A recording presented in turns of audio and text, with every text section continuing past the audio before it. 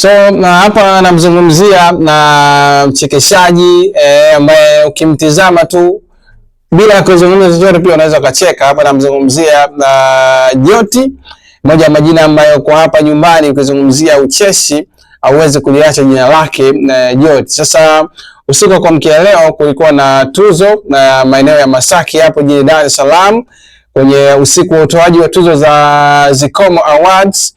Msanii wa ucheshi Joti ameibuka mshindi kwenye kipengele cha Best Comedian Online of the Year, kwa maana ya ameshinda tuzo ya mchekeshaji bora wa mtandaoni wa mwaka.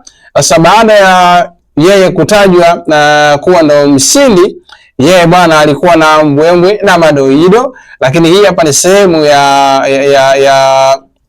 ya host ambaye alikuwa anatangaza ama anamtangaza na Joti, kwa maana alitaja jina lake kwanza la kwenye vyeti, alafu akataja jina lake ambalo watu wengi wanamfahamu nalo. Lakini pia baada ya kutangaza kuwa mshindi, Joti yeye mwenyewe pia alipata nafasi ya kuzungumza, ikiwemo kutoa baadhi ya moment za ucheshi kwenye stage, kwa maana ya kuwachekesha watu ambao walijitokeza pale, ambao walikuwa wametajwa kama nominees, na hata wale ambao walijitokeza kama supporters, kwa maana ya wale celebrities kwa ajili ya kushuhudia ugawaji wa tuzo. Walienjoy kama hivi ambavyo mambo yalikuwa. Tanzania mambo vipi? Asikia bora kama mmekunywa majibu. Tanzania mambo vipi?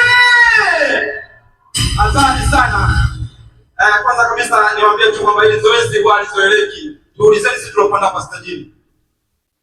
Kwanza kabisa nachukua nafasi hii kumshukuru Mwenyezi Mungu mwingi wa rehema. Napenda kuwashukuru pia washabiki wote ambao wametupigia kura. Napenda kuishukuru pia familia yangu Joti TV. Nawapenda sana. Familia yangu. Pia nashukuru pia kwa dua yangu ya watoto.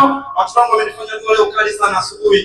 Najua watoto ni malaika na dua imeenda. Asante sana, nawapenda sana. Tunasema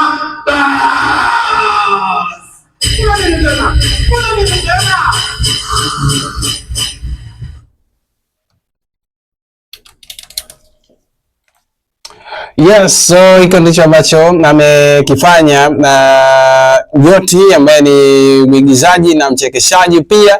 Kwa hiyo amewashukuru watu wengi pia, ikiwemo familia yake, kwa maana ya watoto wake ambao wameonekana kuwa mstari wa mbele pia kuhakikisha kwamba baba anafanikiwa na kufikia malengo yake, ili sisi pia tuwe na maisha bora. Lakini kitendo cha Joti kuibuka mshindi wa hiyo tuzo ya Zikomo Awards imenikumbusha kwamba mapema na mwaka huu mwezi Februari, kwa maana tarehe 22 mwezi Februari mwaka 2025, Joti bwana yeye aliibuka mshindi kwenye tuzo za TMA, kwa maana kwenye kipengele cha Best Comedian Actor of the Year, yani mwigizaji mchekeshaji bora wa mwaka.